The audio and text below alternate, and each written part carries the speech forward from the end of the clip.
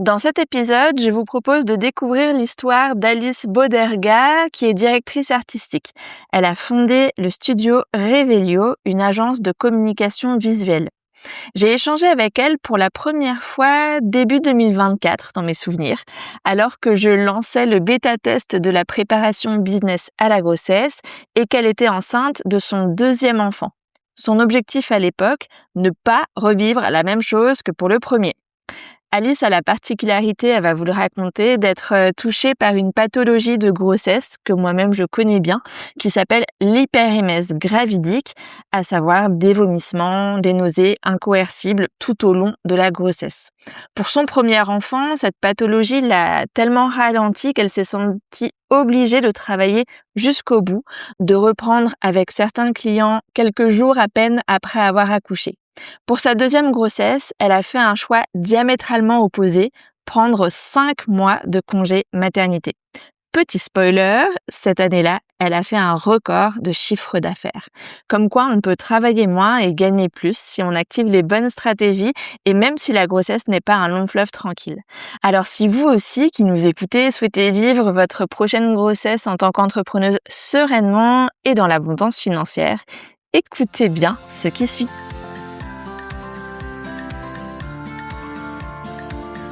Bonjour Alice, merci beaucoup d'avoir accepté mon invitation et ravie de t'accueillir dans le podcast Grossesse d'entrepreneuse. Bonjour Solène, merci à toi. Alors, comme tu le sais sûrement, parce que je sais que tu es une auditrice du podcast, moi j'aime bien démarrer mes interviews en posant à mes invités une question sur leur histoire, leur enfance. Avant qu'on parle de toi en tant que mère et en tant qu'entrepreneuse, déjà quand tu étais plus jeune, soit petite, soit ado, comment est-ce que tu te projetais par rapport à l'équilibre vie pro, vie perso? Est-ce que c'est quelque chose qui t'avait, voilà, travaillé ou interpellé, plus jeune, dans le modèle que tu avais peut-être eu de tes parents ou pas du tout? Alors vraiment pas. Question, hyper intéressante. Écoute, non, j'ai grandi dans une famille où, de manière assez traditionnelle, la maman faisait beaucoup de choses. Donc, je m'étais pas forcément projetée dans une continuité de ça, mais, c'est pas forcément quelque chose que j'ai questionné avant de moi devenir maman, tu vois? OK. Et là aujourd'hui, ça a beaucoup été, chamboulé ce modèle. Ouais, bah, tu nous en reparleras. Et du coup, vers quoi tu t'es orientée en termes d'études? Alors mon rêve quand j'étais petite fille, c'était de faire Sciences Po et HEC parce que j'ai une tante qui est CEO dans un grand groupe, de semenciers et en fait, c'était mon modèle. Elle était vraiment exceptionnelle, très intelligente, très brillante, et voilà, je voulais faire comme ma tante Cécile et donc j'ai commencé à orienter, ma scolarité sur ça. Donc j'avais fait éco, spé éco, j'avais une prépa Sciences Po intégrée dans mon lycée et cetera. Et un peu au dernier moment, j'ai fait un virage 180 et je suis partie dans les arts appliqués parce qu'en parallèle de ça, je faisais beaucoup de peinture, de la photo, je dessinais pas mal et en fait, je me suis dit, bah, Sciences Po, c'est super, c'est une très, très bonne école, c'est prestigieux, mais j'ai eu peur d'étouffer, en fait, dans ce cadre-là et donc j'ai eu de la chance parce que mes parents ont suivi ce virage et m'ont dit: «Bah, OK, tu veux faire de l'art, c'est très bien. Par contre, il faut que tu trouves de l'art où tu en feras un métier parce que les études, c'est chouette, mais il faudra quand même que tu arrives à en vivre plus tard, ma fille». Et donc j'ai découvert les arts appliqués via la première année où on teste un peu plein de choses, la mode, l'architecture, le design graphique, qui est devenu mon métier aujourd'hui et c'est comme ça que j'ai atterri, dans cette voie. OK, super. Et est-ce que, avant de te lancer dans l'entrepreneuriat, tu as eu une carrière, de salarié? Parce que je sais que c'est des métiers où parfois on se lance, relativement tôt. Comment ça s'est passé pour toi? Moi, j'ai commencé en agence, donc dans un premier temps, de la communication publique et territoriale, culturelle. Donc c'était un secteur très chouette, parce que tu as une liberté en termes de création, c'est assez ouvert à pas mal d'expérimentation, donc c'était chouette. Et puis ensuite, tout ça, c'était en région lyonnaise parce que j'ai grandi en région lyonnaise et ensuite, via la rencontre de l'homme qui est devenu, mon mari et le papa de mes enfants, je me suis installée en Île-de-France et là, pour le coup, j'ai intégré une agence qui travaillait sur des sujets, luxe, corpo, beauté, univers de la maison et donc là aussi, en termes de style de création et tout ça, c'était très, très enrichissant, enfin, à la fois beaucoup d'exigences, donc un travail, de qualité à rendre dans parfois des temps records. Donc c'était super et en même temps, un peu essorant. Ce qui fait que ça a posé, la moi, ça m'a fait poser la question de me dire, «Tu mets énormément d'énergie dans ce travail où tu es salarié. Est-ce que tu as envie de faire ça, pour de vrai? Est-ce que cette cause» parce que la notion de sens était déjà importante. «Est-ce que cette cause mérite autant d'énergie?»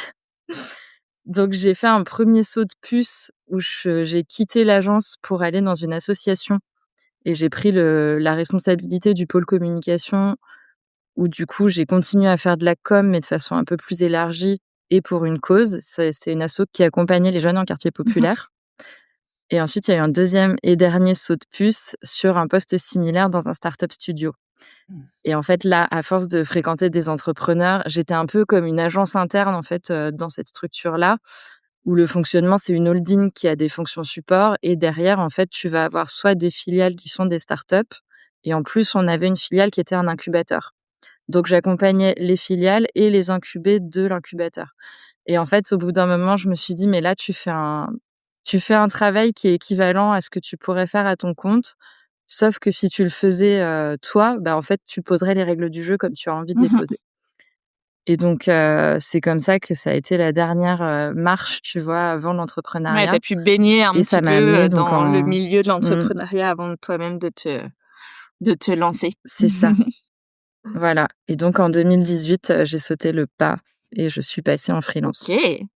Et tu nous disais que donc, tu avais rencontré celui qui allait devenir ton mari, quelques années plus tôt, du coup, avant tous ces sauts de puce. À l'époque où tu te lances dans Mmh. l'entrepreneuriat, toi qui t'étais jamais trop posé la question, de l'équilibre, vie pro, vie perso, enfant, est-ce que le sujet de la maternité était déjà présent dans ta tête ou dans votre couple ou pas du tout? En 2018, pas du tout. OK. J'ai créé l'activité de freelance en parallèle de préparer un voyage en bateau en couple, à 2. Waouh! Donc le sujet des enfants avait été discuté, mais on s'était un peu dit: «On vit d'abord notre grande aventure à 2 et on fera les enfants en revenant». Génial. Et du coup, vous avez fait alors ce grand voyage en bateau? Ouais, ouais, ouais, on a fait le tour de l'Atlantique, sur un voilier qu'on a acheté pour pouvoir faire ça et donc on est partis, en mai 2019 de France et ensuite on a fait une boucle qui est assez classique où tu fais le tour de l'océan Atlantique en fait, Et si je calcule bien, good timing, parce que du coup, c'était les 6 mois avant l'année covid, quoi. En fait on a été confinés sur le Ah bateau, oui, à Marie-Galante. ça va, On il y a était, pire. à ce moment-là, clairement il y a pire et par contre ça nous a ramenés à certaines réalités, tu vois? Comme on était au mouillage, on n'avait plus le droit de naviguer donc on pouvait pas forcément rallier un port. Par exemple, on avait des cuves dans le bateau avec de l'eau et au bout d'un moment, tu as plus d'eau. Donc on avait réussi à avoir un accord avec une restauratrice qui avait un bar de plage, qui nous laissait en fait accès à son robinet d'eau pour qu'on remplisse des bidons, pour remplir notre bateau. Et tu vois, c'est étonnant parce que ça a été une période très suspendue, je pense, pour tout le monde. Bon, nous, on a eu la chance de la vivre dans un contexte absolument exceptionnel et que, notre pause sportive, c'était d'aller faire du snorkeling avec les tortues, donc clairement, il y a pire. Mais c'est vrai que tu vois, ça sur des points de détail qui étaient, l'accès à l'eau, la nourriture, l'électricité, qui sont des choses complètement, immédiates et qui sont des non-sujets quand tu es terrien. Cette période-là avait un peu, chatouillé ce genre de choses, tu Et vois? vous étiez, désolée de ramener le sujet à la à la vie pro, mais on adorait passer le podcast à parler du voyage. Mais du coup, vous étiez en année sabbatique ou est-ce que tu travaillais en Moi, j'ai ouais, tu as maintenu maintenu. ton En activité? OK. fait, c'était un peu lié, en fait, le passage en freelance et cette préparation de voyage. Je pense que moi, je me serais pas autorisée à arrêter de travailler pour faire ce projet-là. Parce que j'ai un peu un petit côté, dans la vie, faut bosser et cetera et en fait, mon mari, pour le coup, il a pris une année off, où il a quitté son travail et il en a repris un en revenant. Mais moi, j'ai volontairement lancé le freelance 1 an avant et en fait, mes clients m'ont Ouais. suivie pendant ce Mmh. voyage. Donc j'ai continué à travailler à distance, on faisait, des visios, enfin, c'est rigolo parce que c'était j'ai pris des habitudes de Covid avant que le Covid soit là, tu vois? Ouais, ouais, ouais, je vois tout à fait, ce que tu veux dire. Moi, j'ai habité à l'étranger, bah, pendant très longtemps et notamment bien j'ai lancé mon activité bien avant le Covid et j'étais déjà à distance, en fait, Mmh. avant que ça devienne, heu, pas la norme parce que Une norme. ça voilà, c'est maintenant c'est un peu 50-50 on va dire, mais c'est vrai que je vois ce que tu veux dire de Mmh. convaincre les gens que ça pourrait quand même marcher en distanciel. OK. C'est Mmh. ça. Ouais Ouais. et d'ailleurs, tu es pas la première à témoigner à ce micro, d'avoir fait un grand voyage avant, d'embarquer dans l'aventure de la maternité. Il y a notamment Aurore Bay, dont le témoignage a été partagé il y a quelques mois avant, la diffusion de ton épisode, qui parle aussi de ça et je trouve ça intéressant, en fait, parce que parfois quand on prévoit un congé maternité et de s'arrêter plusieurs mois, voilà, c'est plus facile si on l'a déjà fait pour d'autres sujets comme par exemple un grand voyage. Mais dans ton cas, voilà, toi tu avais, choisi de concilier les 2 donc tu vas nous raconter comment s'est passé ta plus tard tes congés maternité. Et donc, vous rentrez de voyage, vous vous étiez dit que c'était la grande aventure avant, de éventuellement, devenir parent. Est-ce que du coup vous vous êtes tenus à ce plan et comment s'est passé, le début de ta première grossesse? Bah, on s'est à peu près tenu au plan parce qu'on est rentré. En fait, la France était encore très en suspens, il y avait beaucoup de confinement. On est rentré à l'été 2020 et en fait, si je me souviens bien, il y a eu un confinement à l'automne de cette année-là et je crois qu'il y en avait eu un second au printemps 2021. C'est ça et donc nous, on est rentrés, on s'est installés quelque temps à la montagne, dans la maison de famille, le temps d'atterrir et de se réorganiser parce qu'à la base, on pensait partir 2 ans et pas 1 an. Donc on est revenu. Il a quand même fallu un peu reposer les choses et c'est vrai qu'en gros, bah, moi j'ai relancé, mon activité du coup plus fort parce qu'en voyage, le but c'était de maintenir un certain niveau de charge de travail à la fois pour être confortable, pour intellectuellement, moi j'avais besoin d'être stimulée aussi et de tout ça.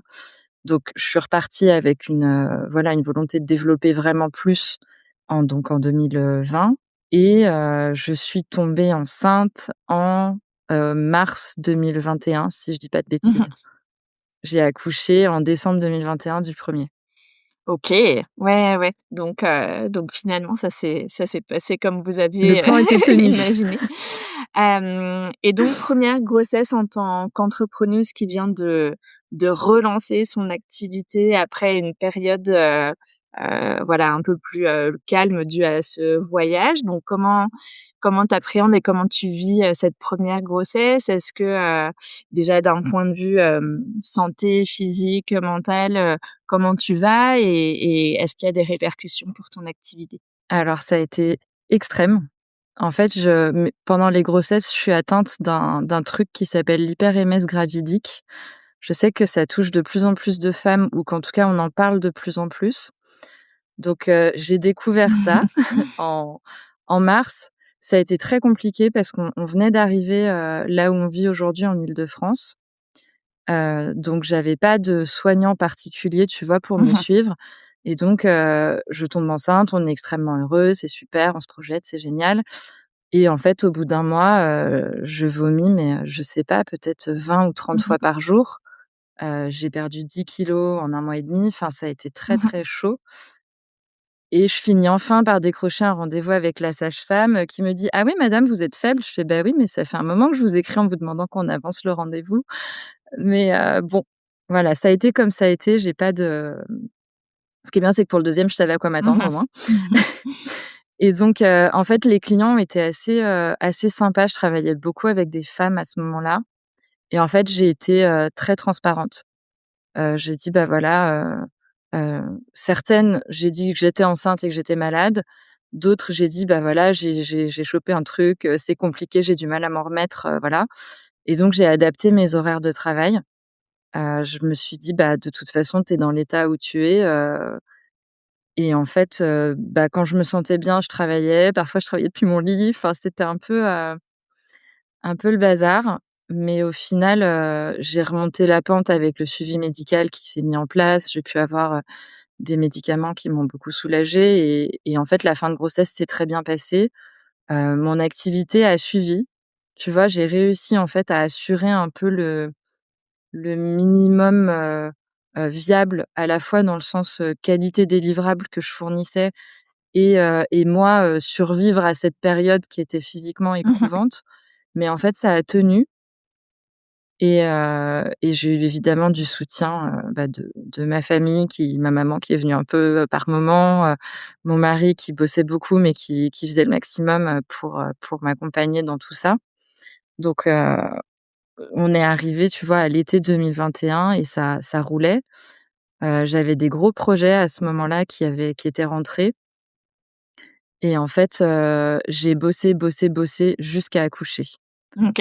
et c'est là où ça a été compliqué parce qu'en fait, comme j'avais eu ce démarrage de grossesse qui m'avait quand même un peu freinée, j'ai voulu, tu vois, un peu, capitaliser sur les projets lancés, et un peu être le bon petit soldat, tu vois, jusqu'au bout et en fait, ça a été difficile parce que j'ai accouché plus tôt. J'avais quand même prévenu, Combien, tu vois, les personnes en plutôt de disant combien?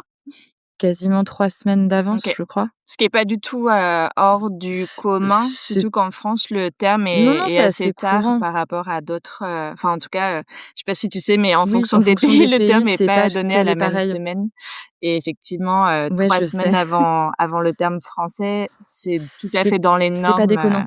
voilà. Mais je le Mmh mh. je le précise pour ceux qui nous écoutent et qui feraient tout leur Oui, planning par rapport aux termes donnés par, les médecins. oui, Parce qu'en fait, c'est mais c'est pas quand ils disent terme, c'est eux, ça veut dire date après laquelle on envisage un déclenchement. Ça veut pas du tout dire date la plus probable à laquelle tu vas accoucher. En fait, la date la plus probable à laquelle tu vas mmh mh. accoucher, elle est bien avant, ce terme-là. Je crois que c'est 2 semaines avant. C'est ça, En tout ouais, cas, c'est je vers sais que 30. j'ai une cousine Mmh. en Allemagne et elle, c'était enfin, on avait calculé qu'en gros, elle, il lui annonçait 2 semaines en Ouais. avance par rapport à ce que la France, Bah, disait. dans la préparation business à la grossesse, donc l'accompagnement que je propose aux entrepreneuses, on décrypte toutes les statistiques et on regarde, bah, Tu voilà, en m'étonnes. gros, quelles sont les statistiques et les probabilités, Mmh, c'est de ça. d'accoucher pour celles qui sont en forme vers la fin de leur grossesse et qui veulent, comme toi, capitaliser, qu'elles soient pas non plus prises de court.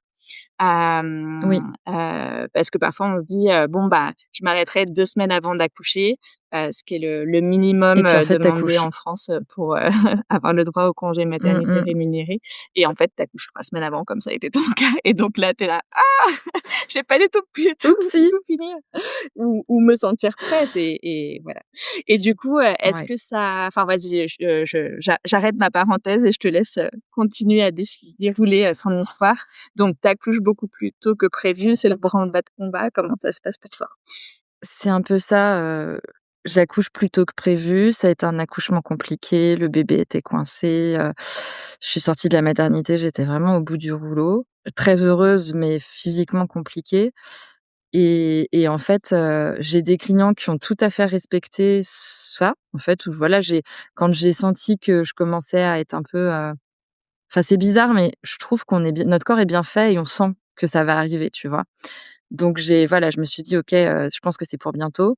Donc j'ai prévenu un peu tout le monde et en fait, j'ai un client vraiment qui a été mais abominable. En fait, le lendemain de mon accouchement, j'avais peut-être, 10 ou 15 appels en absence, sur mon téléphone, alors qu'en fait, j'avais tout livré en temps et en heure, mais en gros, ils avaient changé d'avis et il y avait un truc qu'ils voulaient en plus et je leur avais dit: «Bah, OK, mais laissez-moi le temps de rentrer, de me poser, je vous le ferai pendant mon congé mat s'il faut, mais laissez-moi atterrir, en fait» et ça n'a pas été possible pour eux, visiblement et donc ça m'a mis un sacré coup parce que je me suis dit: «Ah ouais, on en est là». Bah oui, c'est parce que c'est la grande Donc différence entre, les entrepreneuses et les salariés.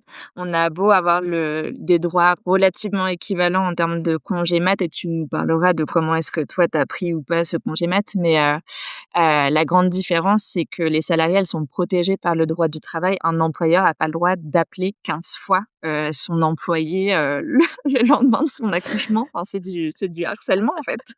C'est prud'homme direct. Alors que quand t'es à ton compte, bah, il y a voilà, tu peux être, remercié, enfin voilà, le client peut partir, du jour au lendemain sans rien enfin voilà, en discriminant parce que, voilà, du fait de ta Mmh grossesse mh. ou de ton accouchement, mais voilà, malheureusement, on doit se protéger, soi-même, quoi, ou en tout cas, faire face, à ces difficultés, Ouais, sans être protégé par le droit du travail. Donc, désolée ouais. que ça te soit arrivé, mais c'est hyper précieux, en fait, que tu nous partages ça parce que, bah, je pense que quand on sait que ça peut arriver, ça veut pas dire voilà, que c'est, agréable à vivre, mais au moins on est moins démunis, et Ouais. éventuellement on peut un peu, se préparer ou préparer le terrain, du mieux Mmh possible mh. pour que voilà, pour C'est que ça. ça arrive le moins possible ou que si ça arrive, voilà, on puisse, savoir mettre ses limites comme finalement tu as aussi, été, obligée de le faire, le moment venu, quoi. Mmh. Mmh mh. C'est ça. Ouais. Et comment se déroule ce congé, maternité? Est-ce que tu avais, à l'époque, pris un congé, défini des dates à l'avance? Est-ce que tu avais aussi, fait les démarches pour être, indemnisée ou pas? Comment ça s'est déroulé? Oui, bah, je savais que, on avait quand même droit à quelque chose, en tant qu'entrepreneuse. J'avais pas le détail exactement, mais en fait, quand je me suis penchée sur le sujet, j'ai trouvé des informations sur le site de l'URSSAF, sur le site de la CPAM, donc j'ai pu faire valoir mes droits. J'avais calé un congé mat vraiment avec ce qui était, couvert par la sécurité sociale, hein. J'avais pas prévu pour cet enfant-là de faire plus. Donc de mémoire, ça devait être en gros, j'avais prévu de m'arrêter à peu près au moment où j'ai accouché, donc autour du 20 décembre et je m'étais dit, ouais, jusqu'à mars ou quelque chose comme ça devait faire, en gros, mon fils a commencé à être gardé, il avait 3 mois et demi et bah, les démarches après, enfin, c'était plutôt simple, enfin fallait quand même chercher, mais une fois que tu avais trouvé les infos, bah, tu remplis des papiers, tu envoies. Après c'est très archaïque parce que c'est un livret que tu télécharges, que tu imprimes, tu remplis à la main, tu fais tamponner par ton médecin. Enfin, ça avait un côté un peu désuet à l'heure du numérique où tout est en général, facile à gérer en ligne, pas le congé pour les entrepreneuses. Mais du coup, voilà, j'ai géré ça comme ça et puis, en fait, à part ce client-là qui a été vraiment compliqué à cadrer et où, en gros, 10 jours après mon accouchement, j'ai fait ce qu'ils demandaient. Je leur ai envoyé des choses avec ma facture et en disant que, par contre, je les priais de me recontacter, à partir du mois de mars. Les autres ont tout à fait respecté les dates et j'ai pas eu de sujet. Je crois que j'ai mis un message automatique d'absence à partir du moment où j'ai répondu à ce client compliqué. Et tu vois, on était bien sur l'anticipation et après en fait, j'avais désactivé ma messagerie pro Ouais. et je me suis dit: «Tant pis, je regarde pas, je coupe et je verrai à mon Mmh. retour». Mmh. Et comment tu as vécu, ton postpartum, donc après un accouchement, difficile comme tu nous disais tout à l'heure et puis en plus, le client chiant qui a 10 jours postpartum t'oblige à faire des finir son truc, enfin à rajouter un machin. Heu, Là, j'ai une photo qu'on a gardée avec, mon mari où tu sais, je suis devant mon ordi, j'ai notre petit en porte-bébé sur moi et puis je suis là en train de faire mes 4 trucs, mmh. un peu à l'arrache pendant qu'il dort. Enfin, Est-ce que tu as quand même c'était, réussi à bien vivre ce postpartum et à récupérer en énergie? Je sais aussi, pour avoir vécu des grossesses hyper gravidiques comme toi, que, parfois la grossesse c'est tellement l'enfer qu'on se dit: «Mais vivement le postpartum!» Et donc voilà, toi, comment est-ce que tu l'as vécu ces ces quelques semaines, quelques mois après ton accouchement? Ça a été un mélange de pas mal de choses parce que comme je disais, en sortant de la maternité, j'étais quand même très mal physiquement. Sans rentrer dans les détails, mais vraiment l'accouchement, il a été compliqué et en fait, j'ai mis pas mal de temps à m'en remettre physiquement. Tu vois, pendant le premier mois, j'avais du mal à porter notre fils, j'étais beaucoup alitée, j'avais des cicatrices qui tiraient très fort et c'est vrai que ça a été un peu galère parce que, bah, évidemment, tu es hyper heureuse d'avoir ton enfant, tu le rencontres, tu apprends à le connaître et puis je trouve que ces premiers mois, ils sont doux. Tu vois? Il y a quelque chose avec ce tout petit bébé fragile, c'était quand même clairement magique et puis c'est ton premier enfant donc tu découvres même si tu peux enfin moi j'étais plutôt bien entourée, j'ai des belles-sœurs qui avaient eu des enfants avant moi, j'ai une famille qui est plutôt présente donc je savais globalement dans quoi je mettais les pieds et j'avais des personnes pour répondre à mes questions si j'en avais. Mais c'est vrai que malgré tout, bah, ton enfant, c'est un être humain, qui a, son petit caractère, qui a déjà, enfin, tu apprends à le connaître, en fait. Donc ça, c'était une période assez magique. Heu, Mon mari, c'était le tout début du congé parental, tu sais, qui durait 15 jours pour les papas, enfin, où tu pouvais avoir 2 fois 15 jours. Du congé Donc paternité, du coup? on était Ouais. partis ouais. Donc on est parti un peu, dans la maison de famille à la montagne que je mentionnais plus tôt. On s'est fait 3 semaines, là-bas une fois que moi j'allais mieux, c'était vraiment chouette.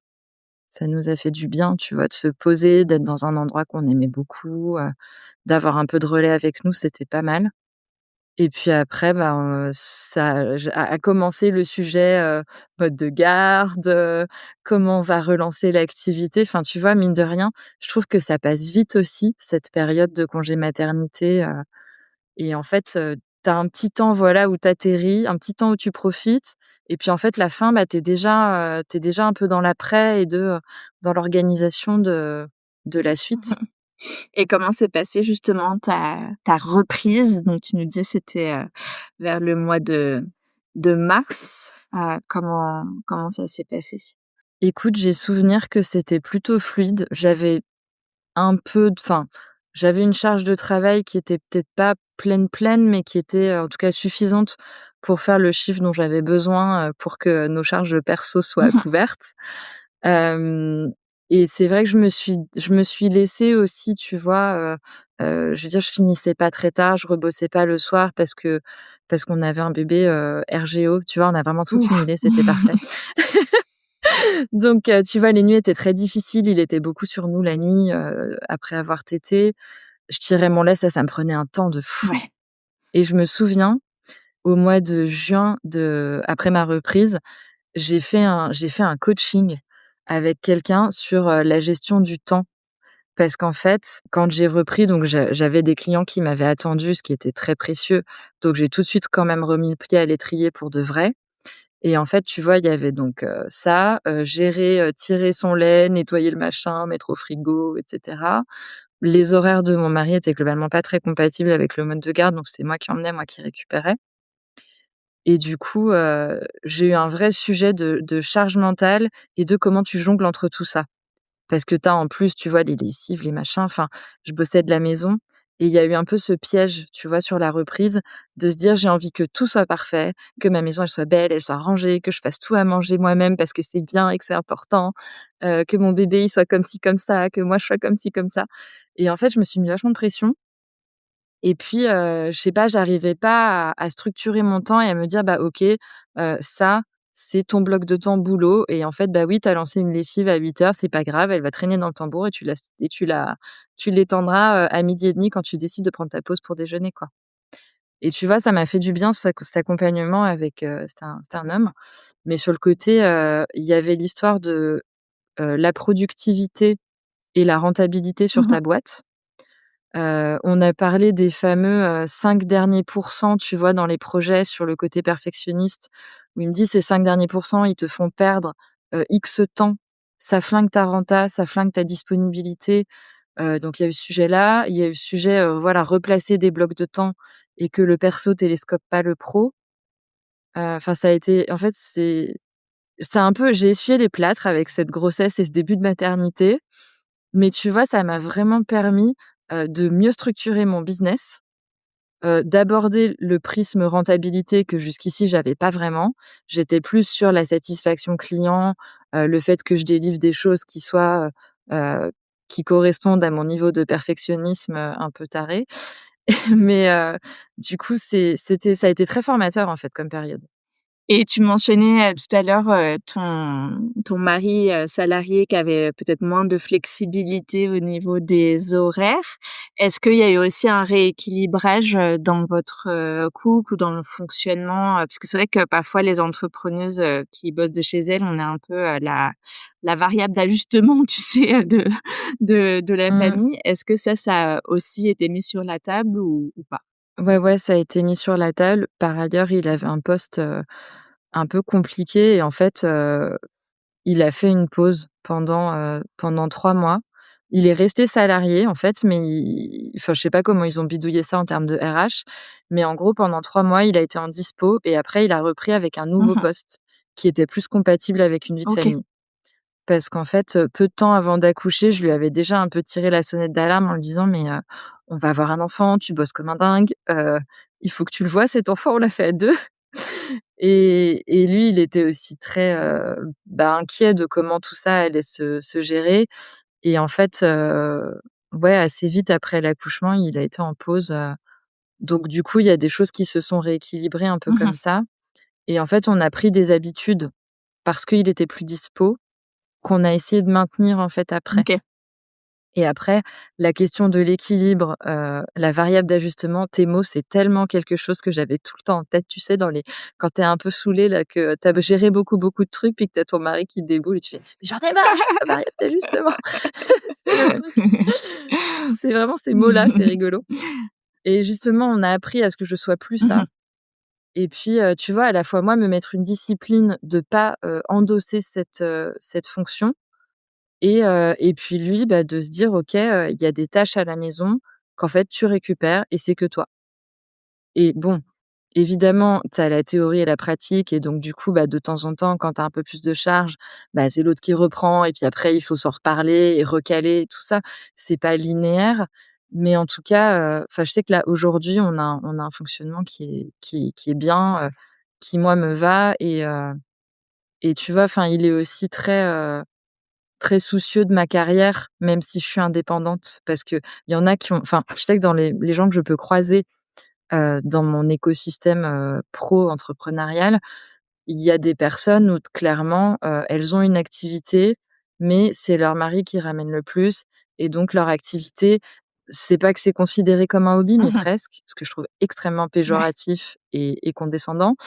Mais il y a quand même pas mal de nanas qui sont dans cette Mmh. réalité-là et tu vois, bah, moi j'ai la chance que ce soit pas du tout le cas et tu vois, si j'ai des semaines où j'ai un peu plus de boulot ou si j'ai un gros projet sur lequel je veux avancer et cetera, mon mari il va me dire: «Mais» enfin, si tu as besoin de maintenant j'ai des bureaux et en fait, il me dit: «Mais si tu as besoin de rester au bureau et de rentrer tard, bah, tu rentres tard, en fait» et c'est lui qui gère le tunnel du soir, les bains, la lessive, donc tu vois, Trop bien. Mmh. ça a mis un petit peu de temps à ce qu'on trouve cet ajustement-là parce que, je pense qu'on est aussi dans un modèle qui est patriarcal et qui, enfin, je pense que nous, les filles, on a été moulées à endosser, en tout cas, ce rôle d'intendante familiale, on va dire, et c'est aussi quelque chose qu'il faut Mmh. déconstruire et d'autant plus quand tu es entrepreneuse parce qu'on peut croire que comme tu as du temps que tu gères comme tu veux, bah, c'est pas grave, tu peux le faire, mais en fait, non.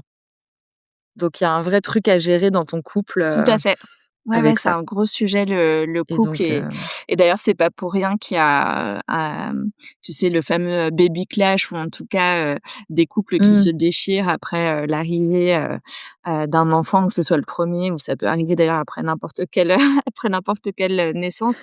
Parce qu'il y a cet ouais, ajustement à faire et les 2 doivent, à bouger chaque fois. et c'est pas toujours Ouais, évident et quand effectivement c'est trop rigide, bah, ça pète. Donc ouais, c'est chouette aussi d'avoir ton retour d'expérience et que tu puisses nous dire, qu'effectivement, c'était pas, tout beau tout rose dès le départ, tout s'est, enfin voilà, que c'est mis en place de manière hyper fluide. Non, il a fallu discuter, il a fallu que lui, il il impose aussi un petit peu, sa vision, à son travail et qu'il renégocie et qu'il trouve un nouveau poste et cetera. Ce qui est pas évident à faire, ouais, notamment pour les mecs parce qu'en fait le système patriarcal, il est aussi, enfin voilà, ils jouent pas en leur faveur à eux non plus.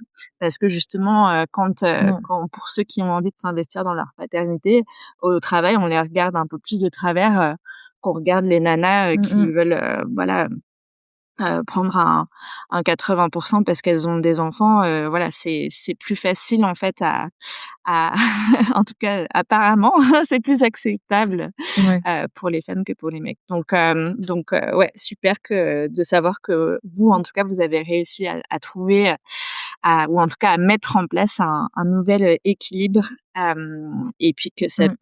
ait pu aussi, perdurer, avec, la deuxième naissance, parce que tu nous as dit donc que vous avez eu 2 enfants. Maintenant, on veut tout savoir sur ta deuxième grossesse, puis on parlera du deuxième congé maternité. Et je sais aussi que tu as géré les choses complètement différemment, pour la deuxième naissance. Bah, C'était oui. aussi la raison pour laquelle je trouvais ça chouette de pouvoir, avoir ton témoignage dans le podcast. Et du coup, où Ouais. en était ton activité quand tu es retombée enceinte? Est-ce que tu avais, voilà, retrouvé ton niveau d'activité avant grossesse 1? Est-ce que ton business avait encore évolué? Où est-ce que tu en étais? Alors mon business avait bien évolué. Au moment où je suis tombée enceinte de notre, 2e, je pense que j'avais fait fois 2 en termes de chiffre Mmh mh. d'affaires. L'année où j'ai été en congé maternité, j'étais au plafond max de Mmh. l'auto-entreprise. Donc, en 7 mois, j'ai fait 70 000 € de chiffre d'affaires, ce qui était quand même bien. J'étais très contente et je suis partie très sereinement d'ailleurs en congé mat. Donc oui, j'avais un bon niveau d'activité, ce que j'ai réussi à faire en fait entre les 2 grossesses, c'est que, j'ai réussi à rentrer 2 clients qui étaient vraiment Mmh. récurrents. Donc j'ai continué à avoir en gros, mon activité, elle est structurée un peu autour de deux volets. Tu as vraiment le côté branding où c'est un peu plus du one shot. Donc là, il y a un travail pour alimenter régulièrement en nouveaux clients parce que tout le monde refait pas son identité visuelle tous les 4 matins. Et en fait, moi, mon enjeu entre les 2 enfants, ça a été de d'arrêter d'avoir l'effet montagne russe de chiffre d'affaires parce que je voulais aussi être un peu plus, sereine et donc j'ai réussi à trouver des clients récurrents et donc ça s'équilibrait bien entre, tu vois, les projets un peu plus communication de façon générale, des supports, des campagnes, des petits machins et les choses un peu plus créa avec l'identité et donc quand j'ai eu Siloé, ces grands clients récurrents m'ont dit: «Nous, on adore travailler avec toi, on t'attend» et donc on était un on j'ai pu, déléguer certains projets à un copain, freelance, qui en fait a pris mes clients sous son aile pendant les 5 mois où je me suis Génial. arrêtée et qui me les a gentiment rendus à mon Bah ouais. retour. Mmh. Mais c'est vrai j'étais très en confiance avec ce gars-là enfin, c'est vrai que c'est rigolo parce que, c'est un garçon qui a lui-même, des enfants qu'ils ont dû avoir en PMA aux États-Unis avec son mari, donc il y a plein de choses de la réalité des femmes que lui comprenait vraiment très bien parce qu'en fait, il se retrouvait à être un peu c'est très cliché de dire ça, mais il se retrouvait à être un peu la maman dans sa configuration familiale. Donc en fait, il comprenait très bien mes problématiques et quand on a commencé à discuter un peu de mon arrêt, de maternité, il m'a dit: «Mais si tu as besoin, je suis là pour toi quoi, en backup». Génial. Donc Donc ça a c'est été très quelqu'un avec qui tu précieux. as travaillé, enfin en tout cas à qui tu as délégué, des projets ou des clients, uniquement pendant ton Oui, congé maternité? C'était pas quelqu'un avec qui tu bossais oui. habituellement? OK, à part, On s'envoyait OK, parfois en fait des OK, projets. ouais, ouais. Quand on avait l'un ou l'autre des sollicitations qu'on pouvait pas prendre ou des thématiques, tu vois, avec lesquelles on n'était pas Mmh. forcément à l'aise. Je sais pas, les choses automobiles, bah, lui, il aimait ça et puis il avait déjà une clientèle là-dedans. Donc typiquement, ce genre de choses, j'envoyais plutôt vers Mmh. lui et si lui, il avait certains sujets, par exemple Impact ou Asso, il me les envoyait Mmh. plutôt à moi. Donc on avait déjà un peu un ping-pong en place, mais c'est vrai que là, je lui ai vraiment confié mes clients. Génial. Et en fait, sur les clients entrants, j'ai arrêté de prendre des nouveaux projets à peu près 2 mois avant, la date que j'avais prévue pour prendre mon congé maternité et ensuite les demandes que j'ai eues, qui étaient arrivées et enfin qui devaient se caler après cette date-là, bah, j'ai dit aux personnes: «Soit, vous m'attendez, je serai de retour en janvier 2025, soit, bah, vous avez besoin avant» et donc moi j'ai, des copines, DA, j'ai, Julien donc dans ma poche, qui peut prendre et qui peut après rebasculer vers moi. Mais voilà, en fait, j'avais ouvert les choses et en tout cas, j'ai vraiment été très transparente, très tôt Mmh. avec tout le monde en disant: «Bah, voilà, je m'arrêterai», j'avais décidé de m'arrêter au 31 juillet parce que mon aîné avait son mode de garde qui s'arrêtait au 31 juillet et ensuite, il commençait l'école en septembre. Et moi, mon accouchement était prévu pour fin septembre, début octobre. Donc, comme il y avait cette configuration-là, j'ai décidé d'arrêter au 31 juillet et du coup, j'ai vraiment tout anticipé, pour cette date-là et pour que ça ne déborde absolument pas. Je veux dire, c'était très clair dans mon esprit que sur cette deuxième grossesse, je voulais pas revivre de clients qui respectent pas mon arrêt. Donc voilà, j'ai mis en place un certain nombre de choses, que ce soit, ce Julien à qui j'ai délégué des choses ou bien, voilà, avoir été très claire sur de telle date à telle date, en fait, je n'existe plus et donc ça s'est très bien passé et quand j'ai repris en janvier, ce que j'avais fait, c'est que pour sécuriser, certaines collabs, j'avais fait des factures d'acompte avec, tu sais, une anticipation en date et donc du coup, on avait mis, par exemple, des acomptes à partir de décembre, 2024 puisque de toute façon, officiellement, j'étais plus dans la période de congé maternité, auquel j'avais droit, donc je pouvais facturer même si moi je ne travaillais pas et en fait, ça m'a permis de sécuriser ma reprise et puis en janvier, c'est reparti, plutôt fort, mais en fait, ça s'est vraiment bien passé. J'avais trouvé un super mode de garde, une garde partagée avec des gens qui habitaient à 3 minutes à pied de chez Trop bien. moi. La maman, elle était salariée, mais elle avait un gros poste. Donc en fait, on avait vraiment la même réalité de besoin, de fiabilité, tu vois? Enfin, que les choses roulent et en fait, la reprise pour Siloé, ça s'est vraiment bien passé. On avait on a eu du mal avec trouver la nounou et tout. On en a eu 3 d'affilée où c'était la cata et la dernière, c'était la perle rare qu'on a encore aujourd'hui. Mais du coup, voilà, la reprise du boulot, je suis revenue le jour J à mon travail, j'ai ouvert ma boîte mail et j'avais des choses et tu vois, le lendemain, j'étais déjà en train de refaire de la créa sur des projets, quoi.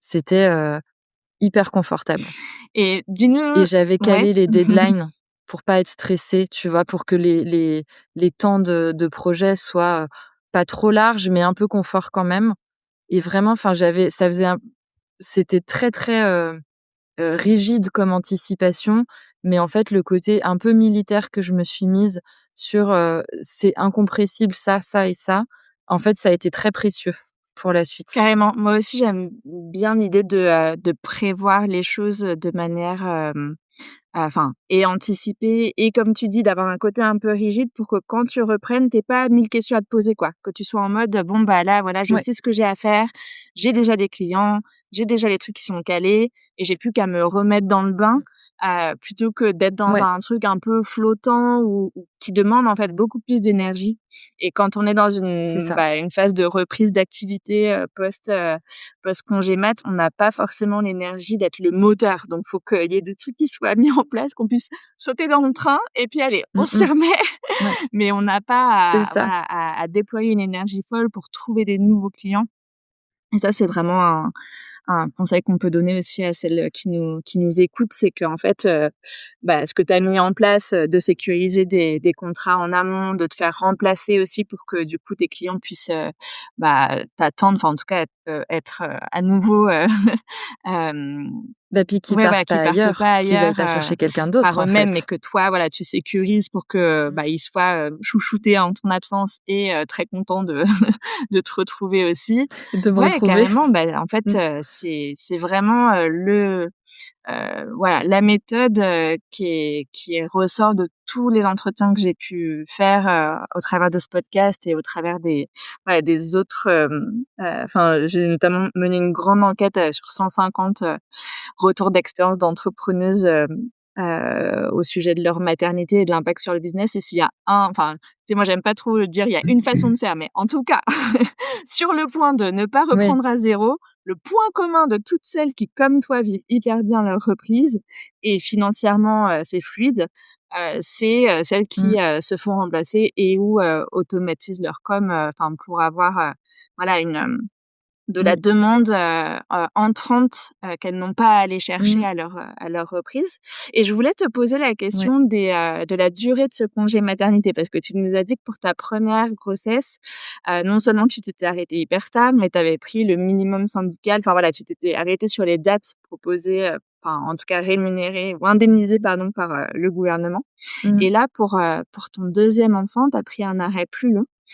Donc non seulement tu t'es Oui. arrêtée, bien avant la date prévue d'accouchement, puis il y avait cette fameuse rentrée à l'école. Je pense que toutes les mamans, qui peut-être qui sont déjà mamans qui Mmh. nous écoutent savent à quel point, on a envie de se rendre disponible parce qu'effectivement c'est une période un peu charnière, difficile. Puis quand on est aussi enceinte, on sait qu'on n'aura pas l'énergie de faire, 50 000 000 d'autres trucs à ce moment-là.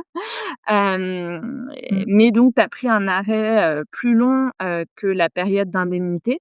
Comment est-ce que tu as pris cette décision? Qu'est-ce qui t'a motivé? Qu'est-ce que tu as mis en place aussi financièrement pour que ce soit, viable pour toi, pour qu'on puisse un petit peu aussi s'inspirer de de ce que tu as mis en place? Alors ce que j'ai fait déjà donc, j'ai eu une très bonne année en 2024 où en fait en 7 mois j'avais fait x2 par rapport à mon chiffre de l'année précédente. Donc déjà je me sentais large, tu vois? Je me suis dit: «OK, tu as largement assuré de quoi te payer toi-même le reste de l'année», en Mmh. fait. Parce qu'à l'époque, j'étais en micro-entreprise, donc en plus, tu vois, les charges, elles sont pas très élevées. C'est un statut, moi, j'ai volontairement gardé ce statut-là tant que j'avais des projets Mmh. bébés.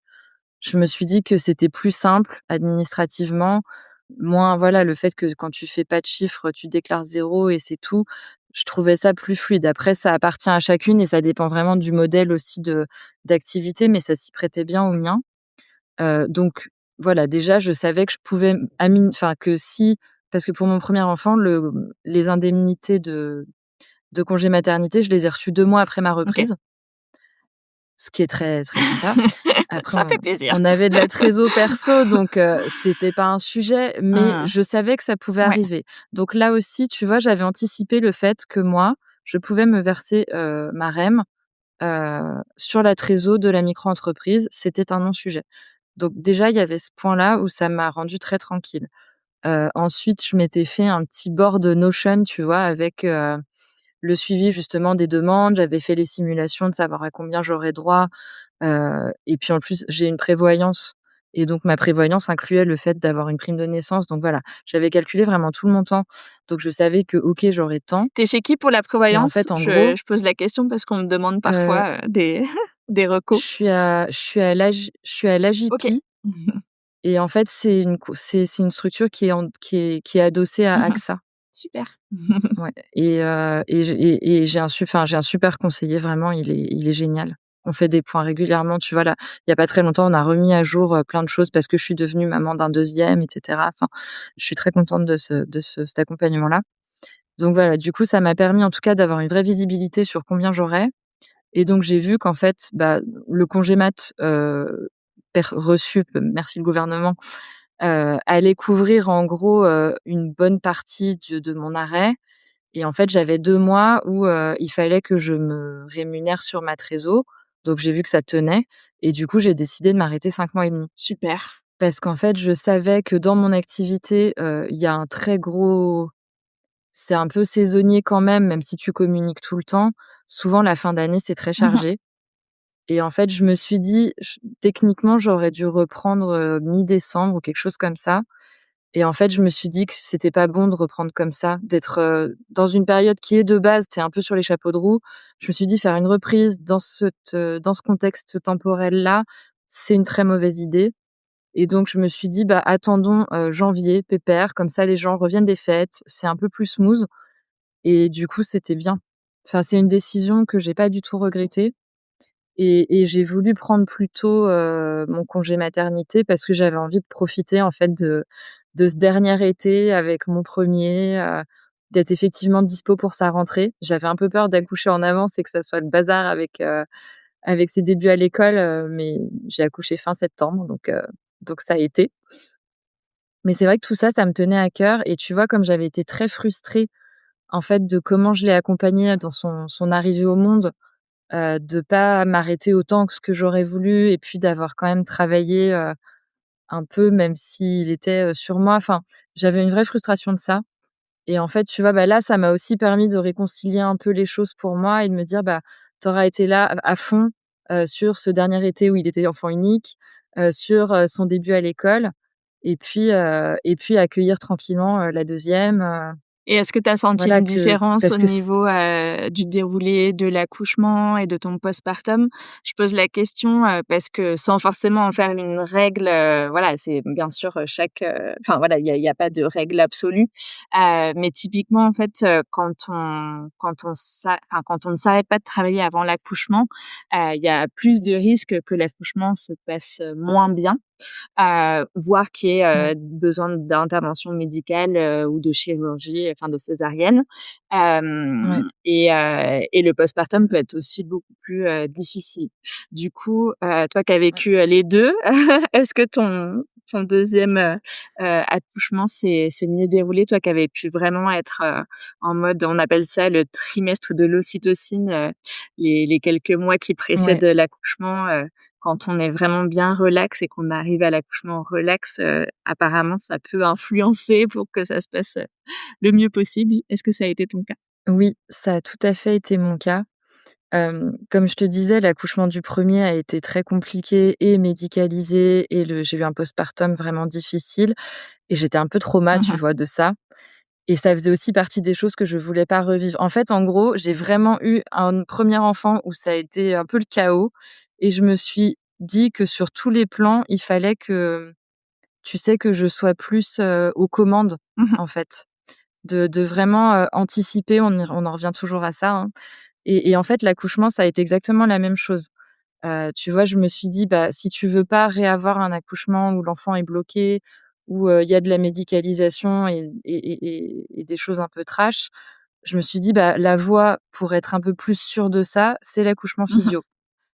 Donc déjà, tu vois, j'ai changé le prisme, je me suis fait accompagner différemment, tu vois? J'ai fait des cours de prépa à la naissance, dans l'eau, en piscine, avec des sages-femmes formées à l'accouchement physio. Enfin, tu vois, j'ai vraiment pris les choses par un autre bout et en fait, et j'ai lu, je sais pas si tu connais, il y a la naissance en Ouais, BD.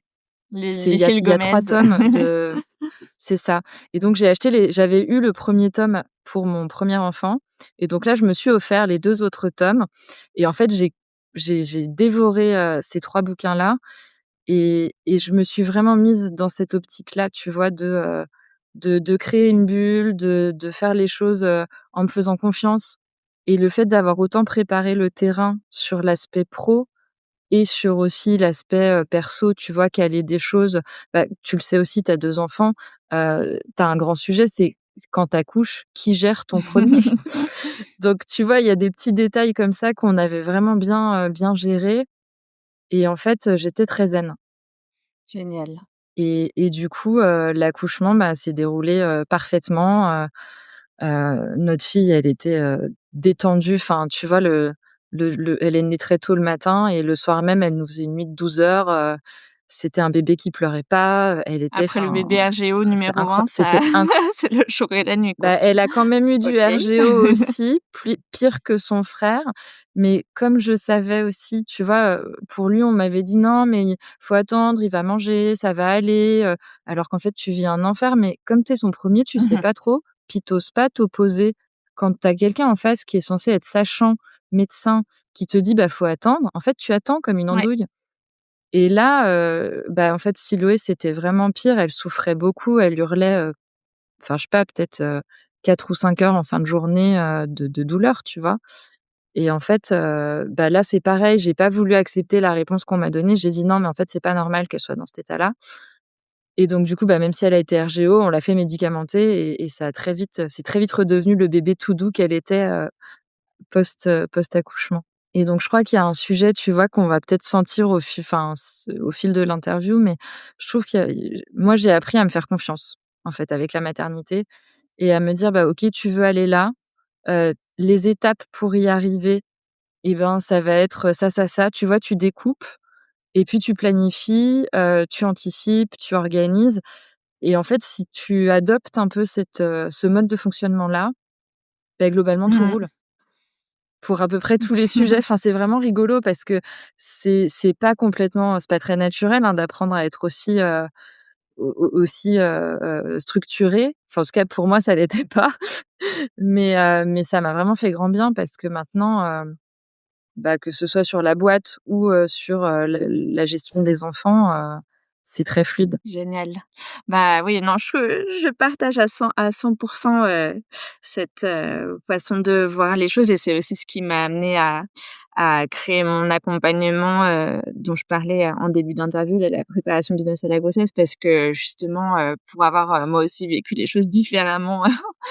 Et en fait, on a vraiment plein de points communs, le entre l'hyperémèse gravidique, l'accouchement traumatique, les enfin voilà, le premier, c'est le chaos, du coup le deuxième, tu te voilà, tu t'organises pour faire en sorte que Tu te ça dis voilà, plus c'est ça, jamais. pour que ça se passe le mieux possible et puis, moi dans mon cas, après, il y a eu l'envie de transmettre et de faire en sorte que, ça puisse, devenir la norme, en fait et que, voilà, il y a pas de raison Mmh, que la maternité, ce soit un tel chaos, et dans la vie perso et dans la vie pro, des femmes, parce qu'on voilà, on est des centaines de milliers à passer par là, tous les ans, donc autant qu'on se file le mot et qu'on s'entraide pour c'est faire en ça. sorte que, pour celles pour qui c'est le premier ou le deuxième ou le troisième, enfin bref, pour celles qui ont une grossesse à venir, qu'elles puissent anticiper, ça veut pas dire qu'on sait exactement comment tout va se passer et que, et on n'est pas là pour prédire l'avenir parce qu'évidemment, il y a une part d'inconnu.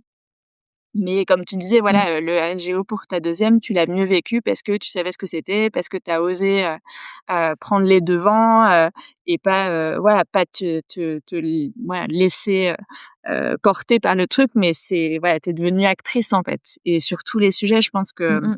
que ce soit encore une fois pro et perso, quand on devient acteur, on vit les choses mieux, et Mmh. puis ça peut aussi plus vite rentrer dans l'ordre. Je suis tout à fait d'accord. Et du coup, on en a déjà un petit peu parlé, mais pour conclure sur cette deuxième grossesse, ta reprise d'activité après, 5 mois de congé maternité, cette bulle de douceur dont tu dont tu parlais, avec, du coup, bah, voilà, des clients qui avaient, été, chouchoutés par, Julien, je crois que tu disais son prénom, en ton absence. Comment ça s'est passé? Comment tu l'as vécu? Est-ce que tu parce que parfois il y a une peur pour les ambitieuses parmi nous de se dire: «Ah mais si je m'arrête c'est pas dans mon tempérament de m'arrêter autant». Tu l'avais dit pour ton voyage, moi j'ai tu sais, j'ai besoin d'être stimulée Mmh. intellectuellement, je ne vois pas m'arrêter, tout ça. Et du coup, il y a la peur de, «Oh là là, mais ça se trouve à la reprise, j'arriverai pas à me remettre dedans». Enfin, j'ai peur, de trop décrocher, en fait. Est-ce que tu Hem, peux nous dire comment ça s'est passé pour toi? non, j'étais contente de retourner bosser. J'étais triste de laisser, ma fille. Après, je me suis un peu organisée au début pour, tu vois, pour me prendre un peu une après-midi par-ci, par-là, pour quand même continuer à en profiter. Mais en fait, ce qui était bien, c'est que comme tu l'as dit, j'ai des clients qui m'ont attendue ou d'autres, avec qui j'ai pu récupérer, le bébé et c'est en fait ça s'est très vite rempli en fait, mon planning. Donc j'ai là aussi pris les devants et en fait, j'ai recalé les projets. J'ai dit: «Bah, OK, dans ton pipe, tu as tant d'heures dispo, tu as tout ça à caser». Donc tu vois, j'ai organisé mes journées, t enfin, je me fais un c'est marrant, en agence, on appelait ça des trafics. En fait, le lundi, on savait quel type de client on avait à gérer, quel projet et cetera et en fait, j'ai mis ça en place. Je suis toute seule, hein. Enfin, après, maintenant, je bosse un peu avec d'autres sur certains projets mais tu vois, je me suis fait mon mini trafic à moi où en fait, j'ai planifié les choses en me disant: «Bah, ça représente tant d'heures, tu cales ça à tel endroit, tel endroit». J'ai aussi, je me suis aussi intéressée, tu sais, aux bon, je suis pas très calée sur les termes, mais les méthodes genre Pomodoro et tout ça, où en fait, tu t'apprends à connaître, toi, ton niveau d'énergie, ta capacité à être plus concentré ou pas ou tout ça. Donc j'ai aussi calé, en fait, mes temps de travail, selon le type de projet, bah, en fonction de tout ça. Je savais que je suis plutôt du matin et je suis fraîche cérébralement parlant, tu vois, entre 9 heures et midi. Donc par exemple, tous les trucs vraiment de prod où il faut réfléchir beaucoup, conceptualiser, c'est le matin. Les trucs plus, réunion client ou prospect et ben, je le mets l'après-midi, après digérer, enfin quand je digère après manger, tu vois? Enfin, j'ai aussi pris en compte un peu ces paramètres-là pour ajuster les choses et en fait, ça s'est bien passé. J'étais contente d'avoir profité de mon congé mat. J'étais contente de me caser des après-midi de libre à droite à gauche, soit pour, prendre mon aîné, l'emmener à la piscine et qu'il ait un temps un peu encore tout seul avec sa maman, ou au contraire pour, dire: «Bah, voilà, là, c'est lui qui est avec la nounou», ou qui est à l'école et je prends ma petite et on se fait, une balade, je l'emmène, je sais pas, faire un truc, enfin, je me suis aussi autorisée ça, tu vois? Mmh. Mais c'est vrai que c'est vraiment l'orga, le nerf de la guerre, toujours, Carrément. et cadrer les projets. Et du coup, tout le travail sur la rentabilité que tu avais fait entre tes 2 grossesses, j'imagine que ça t'a aussi, bien aidé et je trouve ça vraiment, super inspirant ce que tu nous partages, parce que, bah, voilà, on dit souvent que la maternité, c'est difficile quand on est à son compte, mais ça peut aussi être un tremplin et je pense que tu en es un très bel Mmh. exemple, de, comment, ton activité, bah, voilà, a connu un bon chiffre d'affaires entre tes 2 grossesses, comment, voilà, ton organisation, et la façon dont tu travailles a aussi, évolué, comment tu t'es entourée et comment tout ça, ça a fait de toi une entrepreneuse bien encore plus aguerrie qu'avant. Qu'est-ce que tu dirais toi que la maternité a apporté ou a changé, pour ton entreprise? Très difficile comme question. Je pense que ça m'a aidée en fait à, tu sais, avoir une vision plus claire de ce que je veux, de ce que je suis prête à accepter, de ce que je suis pas prête à accepter. Et il y a quelque chose de très bête, mais tu vois, moi, je me suis mis pour règle que depuis que j'ai des enfants, je bosse pas le week-end, je bosse pas le soir. Sauf vraiment, moment exceptionnel où, voilà, gros coup de bourre, besoin de le faire de manière, voilà, hyper épisodique, pourquoi pas. Mais en tout cas, c'est une vraie ligne que je me suis mise. Et du coup, je pense que c'est ça que la maternité m'a apporté, tu vois? Il y a à la fois un côté, avec tout ce que ça a chamboulé en moi et ce que je suis allée travailler, tu vois? Au final, j'ai fait 2 coachings, un après Anatole, un peu avant Siloé. J'ai beaucoup, en fait, j'ai beaucoup évolué et je pense que je suis plus assise dans ma posture et dans, ce que je veux et ce que j'accepte ou pas. Et en fait, une fois que tu poses tes limites, c'est aussi beaucoup plus clair les choses. Et même pour la boîte, tu vois, tu parlais du développement, quand j'ai repris, en un trimestre, j'ai refait un chiffre d'affaires qui était très, très bon dans la même veine que l'année d'avant et du coup, j'ai fait un point avec mon expert comptable et en fait, il m'a dit: «Là, franchement», il me dit: «Tu peux pas rester en auto-entreprise» et donc en fait, je suis passée en SARL, tu vois, en mars, après ma reprise de congé mat. Et en fait, enfin, je savais pas exactement quand est-ce que ce truc-là arriverait. Je l'avais un petit peu en tête parce que je voyais bien la tendance. Mais tu vois, j'étais très contente aussi de voir que tout ce que j'ai mis en place et qu'après j'ai continué à appliquer, en fait, ça permet tout ça. Carrément et là encore, je vais faire référence à d'autres interviews que j'ai pu faire sur le podcast, mais de toutes celles que j'ai interviewées, celles qui s'en sortent le mieux, voire qui font des records les années de leur grossesse ou les années qui suivent leur accouchement, c'est celles qui ont pris 6 mois de congé mat et en fait, je pense qu'il y a vraiment un truc quand tu Ouais. t'arrêtes plus longtemps que le minimum, enfin que la durée indemnisée, déjà tu pas dans la même Mmh. posture en fait. Tu es dans une posture où tu prends les choses en charge, tu mets en place des stratégies pour faire en sorte que, tu puisses maintenir ton chiffre d'affaires, que voilà, que tu retrouves tes clients, tu anticipes les projets et cetera Mmh. et très souvent, en fait, Ouais. toutes ces choses qu'on met en place, pour un arrêt prolongé, bah, elles resservent derrière et Oui, heu je suis et donc d'accord. ça fait que les business, ils sont beaucoup plus résilients, résistants, durables, et qu'effectivement, ils peuvent passer des caps de développement comme ça a été ton cas avec le passage, à la SARL donc je trouve ça génial. Merci d'abonder encore Ouais. dans le sens, de Ravie. de ce que ce à quoi j'accompagne aussi. Mais en tout Ouais. cas, je trouve ça vraiment, un bel exemple, inspirant encore une fois, parce qu'on pourrait penser que pour, minimiser les risques, liés à la grossesse, faut, bah, en gros, s'arrêter le moins possible et c'est ce que font, en fait, la majorité des femmes quand on regarde les Mmh. statistiques et puis c'était un peu, voilà, ce vers quoi tu t'étais tournée pour ta première grossesse et tout à fait, enfin voilà, c'était normal quelque part parce qu'encore une fois, c'est naturellement, c'est vers ça qu'on va c'est comme ça qu'on pense. Ouais. Alors que quand on prend les choses, d'un autre, angle, au final, ça peut encore mieux se passer donc c'est top que tu Mmh. aies pu nous raconter ton histoire. Et dernier Ouais. point, est-ce que tu aurais, un ou des conseils à donner aux entrepreneuses qui nous écoutent et qui peut-être appréhendent la maternité en tant qu'entrepreneuse, est-ce qu'il y a quelque chose que Mmh. tu souhaites leur partager? Je pense qu'il faut s'entourer. Il y a un point tout à l'heure que tu as abordé, sur le fait de continuer à communiquer même quand on n'est plus là. Et tu vois, typiquement, ça, c'est un truc, j'en ai pas parlé, mais je l'ai fait. J'ai pris quelqu'un qui, en fait, a géré ma com, sur les réseaux pendant mon congé mat. Et tu vois, ça, c'est pareil. En fait, je suis pas sortie de la tête des gens. Je sais que mes clients, ils m'ont dit: «Mais on te voit partout, on te voit tout le temps et en fait, on t'a pas oublié».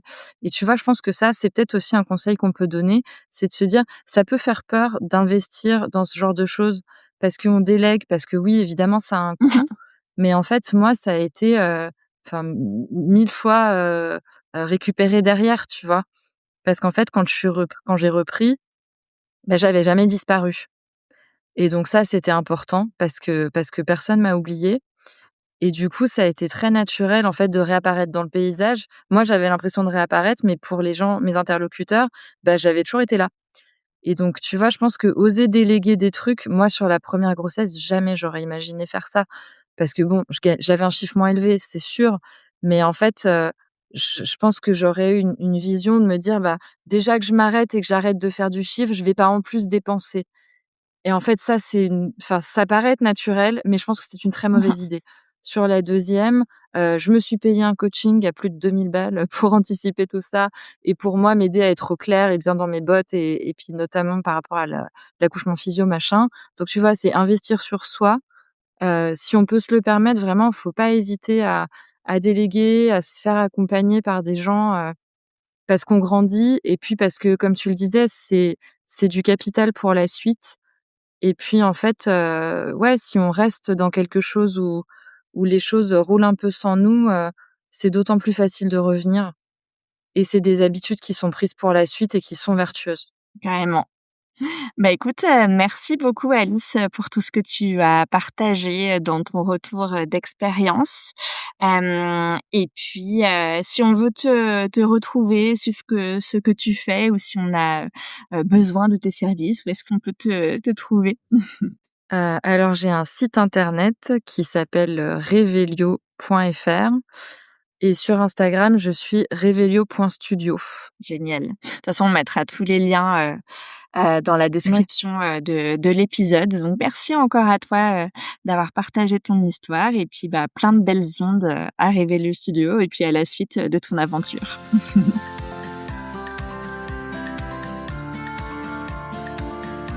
Un grand merci à Alice pour son témoignage qui prouve qu'on peut générer plus de chiffre d'affaires tout en s'octroyant un vrai congé maternité.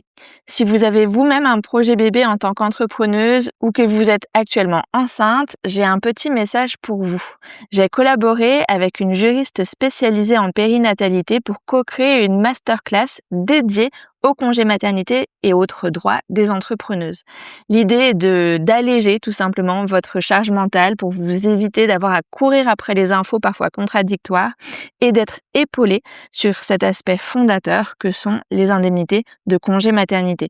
Si vous êtes concerné, le lien pour s'inscrire est dans la description de l'épisode et en ce moment, il y a un tarif en promotion, alors profitez-en, sachant qu'ensuite l'accès est illimité dans le temps. La semaine prochaine, je vous retrouve pour un épisode solo où je vous partagerai les coulisses de mon aventure entrepreneuriale et aussi pour célébrer avec vous les 500 premières clientes de grossesse d'entrepreneuses et tout ça en moins de 3 ans. J'ai hâte de vous en dire plus. À très vite.